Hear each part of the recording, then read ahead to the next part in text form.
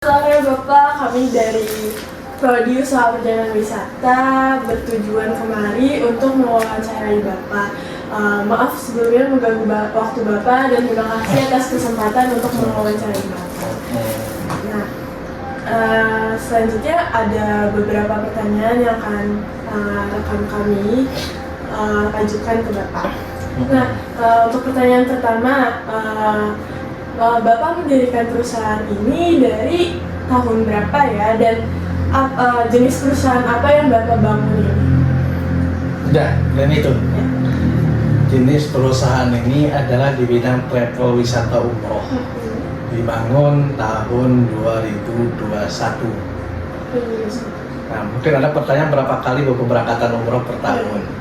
Ya, per tahun itu kita memberangkatkan minimal 3 kali berangkat per 3 bulan. 3 bulan sekali, itu kan 12, ya kan?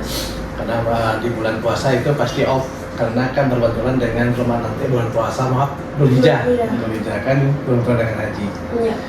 Jadi berdirinya ini tahun 2001. 2001 apa 2001? 2021 aktif pemberangkatan 2022. Karena boleh izinnya umroh itu kita minimal harus punya tempat 1 tahun tinggal di tempat yang sama. Contoh ini Jalan Satria Raya minimal 1 tahun. Boleh memberangkatkan tahun depan. Keluar namanya izin PPIU. Berarti target pasar yang dituju perusahaan Bapak tuh lebih ke yang menengah ke atas, menengah ke bawah? Kalau umroh itu tidak ada pasar. Umroh itu dari kalangan terbawah sampai atas sama, karena umroh itu adalah panggilan, bukan keinginan. Kalau umroh keinginan, mungkin semua orang yang kaya yang tidak tidak mampu mau juga. Kalau harus fokus orang kaya banyak belum umroh. Nah, umroh itu panggilan. Oh, tapi buat range umurnya tuh kira-kira Umroh itu tidak umur bayi pun bisa umroh. Iya. Gitu. Terus, Target pasarnya adalah kita banyaknya ke pengajian. Agen kita buat agen di lokasi-lokasi, contohnya di Subang, di Bandung, sini. Karena dari satu agen itu biasanya 2 orang, 3 orang. Jadi kumpulkan pemberangkatan pusat di Jakarta di Soekarno-Hatta. Ada nggak target pasar tertentu? Ada. Kita lumayan kalau umroh itu kan ada, mungkin sering lihat ada harga 22, 30, 40 ada. Itu pasar beda. Ada mungkin pengen hotelnya bintang 5. Gitu kan, bintang 5 atau bintang 4, bintang 3, tergantung keinginan si umroh itu. misi perusahaan Intinya ini mungkin belum tahu ya, ini namanya PT Raja Tour, Ramadhani Jaya Tour, ya. Visi misinya itu sama dengan yang lain. Intinya kami di sini adalah pengen memberangkatkan atau menjembatani orang yang mau beribadah kepada Allah. Jadi intinya itu. Kita masuk ke struktur organisasi manajemen perusahaan ini, Pak. Kayak misalnya ada divisi apa aja, departemennya. Kalau di umroh itu mungkin kalau ke umroh itu di situ hanya 1 orang pun cukup. Karena umroh itu banyakannya freelance. Yang jelas mungkin kalau strukturnya ada direktur utama, ada direktur keuangan, ada direktur operasional, ada istilahnya divisi banyak. Ada divisi yang menguruskan visanya, ada yang divisi istilahnya namanya engineering, namanya messenger, banyak lah. Misalnya untuk struktur organisasi kayak pilar utama dalam perusahaan itu bagian apa aja, atau yang paling penting kayak di perusahaan itu divisi apa aja untuk kesuksesan perusahaan? Kalau di travel umroh semua itu satu satu jalan lah, kalau jalan tidak ada istilahnya ini tidak, semuanya bekerja. Karena berarti budaya kerjasama di gotong royong. Karena umroh itu tidak si direktur harus diam, tidak. Marketingnya di zaman enggak, hanya kerjasama, karena memaksa, kalau bahasa memaksa orang yang punya duit, baik yang punya uang maupun yang punya untuk berangkat umroh. Jadi tidak ada istimewanya lah, itu intinya semuanya sama kalau di umroh itu. Layanan atau produk utama yang ditawarkan perusahaan tuh travel umroh ya Pak? Kalau di Domestik juga. Oke, di luar itu ada domestik. Iya. Nah itu biasanya paket atau gimana? Domestik atau umroh? Domestiknya. Kalau domestik sama kita paket. Kalau umroh itu kan, kalau paket umroh istilahnya paket tadi bintang 1, bintang 2, 3. Apa sih perbedaannya? Nggak ada yang beda. Cuma bedanya kalau bintang 3 atau bintang ini jauh dari mesti. Iya. Kita kalau paket ya dekat. Intinya semua sama ya. Fasilitas lah. Intinya sama ya. Karena tujuan kita di sana kan beribadah. Nah itu misalnya ada paketnya ada paket istilahnya paket first stopping, ada paket bintang 3, paket semuanya paket lah ini. Kalau domestik kita kebanyakan kerjasama dengan sekolah yang diatur. Gitu kan, apalagi sekarang kan kalau domestik lagi nangis. Karena kebijakan Jawa Barat KDM melarang sudut itu, ya kan? Jadi pelarangan studi itu dilarang oleh KDM, berdampak kepada pariwisata domestik. Nah, bagaimana cara mengantisipasinya? Banyak kan pemain domestik, saya tapi untuk Raja Tour tidak main. Bikinlah paket, contohnya Bromo, ke Bali, ke Bandung 3 hari sekian. Nah, nanti sekarang dia lagi teman-teman bikin paket untuk liburan nih. Liburan tahun ke Bali, contohnya 6 hari 3.500.000 per orang atau per pay. Paket ini apa? Wisata domestik. Karena kan banyak tuh lagi ngetren tuh kan. Iya. Lagi ngetren ke Bromo 2.500.000 udah termasuk ini. Karena larinya ke situ. Karena sekolah-sekolah udah nggak bisa kayak dulu. Nah, dari misalnya awal terbangun sampai sekarang ada planning yang dibuat nggak? Misalnya ada targetnya setiap tahunnya atau tiap Kalau bulannya? semua perusahaan baik di apapun bidangnya pasti ada target. Cuma di Raja Tour itu target kita pemberangkatan itu minimal sebulan sekali itu target. Tercapai tidak, ya kan? Ada yang tercapai, ada yang tidak. Nah untuk 2025 sekarang udah ada berangkat 2 grup. Untuk 3 bulan tahun ini sudah tercapai. Untuk saat ini strategi yang dijalankan tuh kayak gimana selain target 3 bulan pemberangkatan umroh sama sebulan sekali itu apa aja upaya yang udah dilakukan? Kayak promosinya lewat apa? Promosi semua travel umroh itu udah nggak asing dengan brosur. Tapi selain itu kami melakukan adalah namanya silaturahmi kepada kiai-kiai. Nah itu istilahnya untuk mendongkrak 1 bulan tercapai itu kita keliling pesantren, keliling majelis taklim dan keliling silaturahmi lah intinya. Dari silaturahmi datang ke rumah Kiai A, ada jamaahnya berangkat, dapat 2, Kiai B, PC, KID dan seterusnya. Mungkin nggak semuanya gitu kan, pakai ambasador sangat mungkin, gitu kan? Ambasador contohnya pakai artis, pakai ustadz dan lain-lain, mungkin sangat mungkin, gitu kan? Cuma kan kalau pakai ambasador itu kita belum sanggup lah. Kita takut kayak dulu yang kasusnya dulu tuh, yang Sari itu apa sih namanya lupa aku. Ada salah satu travel yang dulu lagi booming dulu kan, banyak jamaah nggak berangkat. Ya kan, gara-gara kan. Jadi untuk Ramadan Jaya Tour tidak memakai ambasador selain kita silaturahmi. Oke, terus selanjutnya bagaimana perusahaan melakukan evaluasi kerja? Misalnya evaluasi dilakukan sebulan sekali atau setiap pemberangkatan? Kalau evaluasi kerja kita pengevaluasi pas pulang dan jamaah pulang. Berarti setiap berangkatan evaluasi.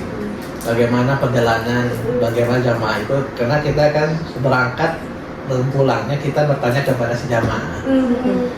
Kalau jamaah nggak nyaman di sana itu kita evaluasi. Contohnya kita ada mengetahui ada ustadz di sana, nggak nyaman, ya kita ganti. Si TA-nya, contohnya TA-nya Bu Sekar, contohnya Bu Sekar TA-nya ternyata jamaah itu tidak suka dengan Bu Sekar. ganti dengan Mbak Safina, bisa ganti. Kita untuk evaluasinya itu. Jadi kalau seandainya Busakar itu nyaman, nenek-nenek mohon maaf di pesawat pengen kamar mandi diantar dan sebaliknya apapun dan kenyamanan si jamaah di sana itu dijaga oleh TL. Kalau seandainya tidak dijaga berarti kita evaluasi namanya Busakar itu. Nah selanjutnya menurut Bapak nih yang membedakan atau keunggulan utama perusahaan Bapak dibandingkan dengan perusahaan travel umroh lainnya tuh apa? Keunggulan Ramada Jaya Tour diantaranya adalah harganya murah, ustadznya baik, ustadznya juga baik, masjid walaupun bintang 3 tapi hotelnya dekat dengan masjid, dan istilahnya jamaah kita jamaah makan di sana. Dan satu lagi mutawifnya orang Indonesia, karyawan kita sendiri, jadi bukan sewa. Kebanyakan travel sewa. Apa yang contohnya mahasiswa Al-Hajar di sana gitu kan sewa, tapi kita adalah punya mutawif sendiri yang kita bookingin di sana, nanti dia pulang 6 bulan sekali 3 bulan sekali bisa keluar habis ganti. Nah tantangan apa baik internal maupun eksternal yang perusahaan Bapak alami sejak berdiri sampai hingga sekarang? Tantangan apanya sih? Ya kayak Persaingannya. Iya persaingan. Kalau di internal ya mungkin tantangannya adalah kita harus baik-baik kepada karyawan karena karyawan akan pergi memberikan jamaah ke travel lain. Kalau istilahnya uang komisinya, kalau bahasa komisi ya kita kalah dengan travel lain. Kalau di luar itu di luaran ya saling dijatuhkan harga. Saya harga 23 dia 2.500 jalan contohnya kan gitu. Nah, bagaimana kita mengantisipasi di eksternal itu menjatuhkan harga? Kita lebih baik memberikan pelayanan yang terbaik dengan harga yang terbaik sepadan. Kalau tadi kan Umi bilang dari 2021 ya, itu kan lagi zaman COVID 2000. Iya, itu gimana? Ya, itu kan baru perusahaan mulai iya. 2000 COVID 2001 itu kami belum memberangkatkan karena baru buka. Juli 2021 PPU ini keluar. 2002 baru pemberangkatan pertama di bulan, kalau nggak salah lupa ke Juni 2022 pemberangkatan 70 jamaah pertama dibuka umroh. Jamaah Karawang dan Serang. Tiba perjalanan tingkat Garuda naik, ya kan? Nah kita mengatasi ini gimana? Ya tetap jamaah kita berangkatkan. Jadi waktu COVID kami belum berdiri perusahaan ini baru beroperasi 2022. Peluang di bidang pariwisata lebih ke umroh ya dibanding domestik ya, karena di domestik sekarang yang lagi menurun. Betul. Untuk saat ini kita lebih baik ke umroh. Karena domestik wilayah Jawa Barat khususnya sangat berat untuk memainkan itu. Karena domestik itu kebanyakan kita hanya main religi, contohnya ziarah. Ziarah sekarang ini kan sekarang udah dikuasai oleh Islam-Islamnya. Contoh masjid di Jakarta Timur lah contohnya. Mungkin kebanyakan NU kan sering ziarah kan. Nah, di kolektif sama pengurus masjidnya. Jadi untuk usaha travel hanya tidak kebagian intinya gitu lah. Untuk saat ini domestik kita off dulu. Tapi bukan berarti off 100%. Kalau ada kemarin kita memberangkatkan acara family day-nya salah satu PT di Jakarta. Catering gitu ya. Betul. Ada rencana ekspansi atau inovasi layanan atau kerjasama baru yang nantinya akan dijalankan gitu? Untuk saat ini tidak. Untuk saat ini. Atau mungkin tahun depan ya. Untuk saat ini tidak. Karena kerjasama gabung dengan orang tua banyak masalah. Sendiri dulu aja dengan sendiri. Kalau misalnya kebijakan-kebijakan pemerintah berarti seperti tadi KDM kan itu berarti mempengaruhi operasional perusahaan juga kan. Nah di luar dari itu ada lagi nggak sih kebijakan pemerintah yang mempengaruhi operasional perusahaan? Untuk umroh atau domestik? Kalau keduanya? Kalau untuk umroh saat ini tidak. Oke. Untuk saat ini alhamdulillah masih berjalan dengan lancar. Kalau domestik ya untuk saat ini ya kita tidak, kadang juga bagus gitu kan. Mungkin kita sebagai pengusaha pariwisata untuk berpikir lebih cari inovasi yang lebih baik. Salah satunya kita mungkin ke perusahaan-perusahaan atau ke ya tadi itu istilahnya ke sekarang ada ustadz ini di sana, ada ustadz bagus kan di Bandung, Pak Tubis, Al Jabar gitu kan, kita ke sana, kita mainin gitu aja kalau untuk domestik. Ya. Menurut Bapak pribadi, kalau kondisi ekonomi masyarakat itu mempengaruhi jumlah ya keberangkatan, misalnya lagi ekonomi lagi sulit nih, jadi turun kah atau hal itu nggak mempengaruhi? Untuk saat ini, umroh ini kita tidak tahu jamaah ini ekonomi rendah atau ekonomi menengah ke atas bawah, kita tidak tahu. Yang saya tahu saya di lapangan saat umroh kemarin tuh di sana itu mohon maaf petani pun umroh.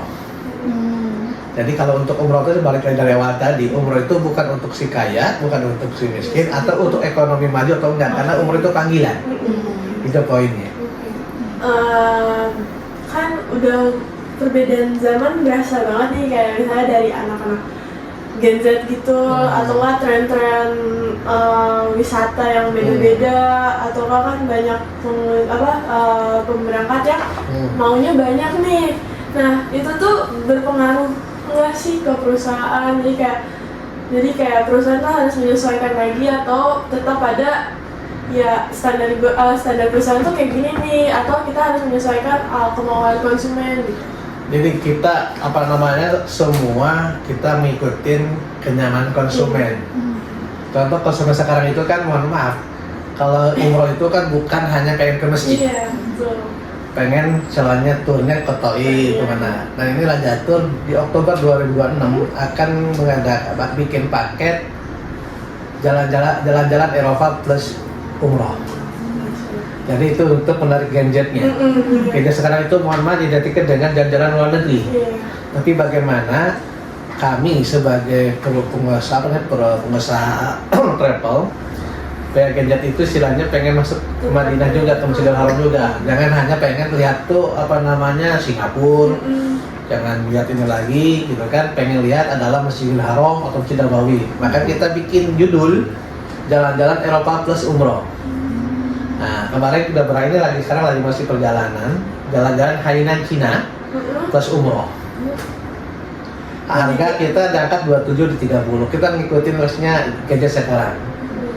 Jadi umrohnya itu kita di ujung atau di depan, gitu kan? Yuk kita jalan-jalan China pulang umroh. Yuk kita umroh pulang jalan-jalan China. Itu untuk menarik Gen Z yang pasarnya. Nah kalau Bapak Dato Oktober 2026 mau ke Jerman, Belanda, Belgia, Swiss, nah boleh Bapak umroh di sini. Perusahaan Bapak nih teknologi apa yang udah digunakan untuk kualitas layanan, misalnya tadi untuk survei kenyamanan pemberangkat tuh menggunakan pertanyaan saja kah atau reservasi online, terus untuk pembayaran digital atau gini, soal pertanyaan intinya ini, kita umroh itu tidak boleh mempersulit jamaah. Poinnya itu. Kalau kita pakai digital semua dan lain-lain, kalau kita dapat jamaah kampung bagaimana? Jadi kami di Raja Tour menyesuaikan jamaah. Apalagi sekarang itu kita mau masjid Nabawi itu kita harus pakai barcode, ya kan? Kalau mungkin kalau daerah Jakarta atau kota-kota besar atau kota lah, intinya tahu itu ada barcode. Tapi kalau untuk jamaah bawah itu gimana kan gitu? Intinya kami tidak ada digital apapun. Kesulitan jamaah kami bantu oleh TL dan Mutawif. faktor apa yang paling menentukan keberhasilan perusahaan Bapak saat ini? Dari awal sampai hingga sekarang tuh faktor apa yang Pak ini nih kelihatan Jadi gini, kemajuan? Ramadhani Jaya Tour dari pertama dibangun sampai detik ini saya memakai sistem kekeluargaan. Jadi di sini tidak ada atasan, tidak ada bawahan. Kita di sini adalah keluarga. Kalau usia saya lebih tua berarti saya bapak. Kalau usia saya masih muda berarti saya anak atau kakak atau adik. Jadi ada bawahan kepada atasan itu tidak ada. Itu akan nyaman. Jadi ngobrol pun santai. Karena kalau ada direktur, ada ini istilahnya datang tuh, oh ada bos kayak gitu. Kami di sini tidak. Dan di sini kami tidak, baju boleh bebas. Yang penting di saat kita presentasi pakai baju kantor. Di saat kita ada apapun apa namanya, umroh apa namanya? Manasik, kita manasik pakai baju umroh. Apa namanya? Kita kerja bebas. Yang saya tidak menekankan kepada karyawan kita harus baju ini, baju itu enggak. Yang penting sopan. Jadi faktor-faktor itu yang membuat istilahnya anak-anak karyawan itu semangat. Dan untuk perempuan saya dibebaskan bila istrinya sakit, suaminya sakit, tidak masuk kerja. Nggak ada dua orang tidak masuk, suaminya sakit. Nah, terus suami dulu baru, karena suami wajib. Kerjaan sunnah bagi perempuan. Bagaimana kerjaan untuk kewajibannya WFH? Jadi kami pakai kekeluargaan. Jadi kalau keluargaan enak. Kan misalnya pamit tadi tempakan gitu ya ke bapak kan gitu.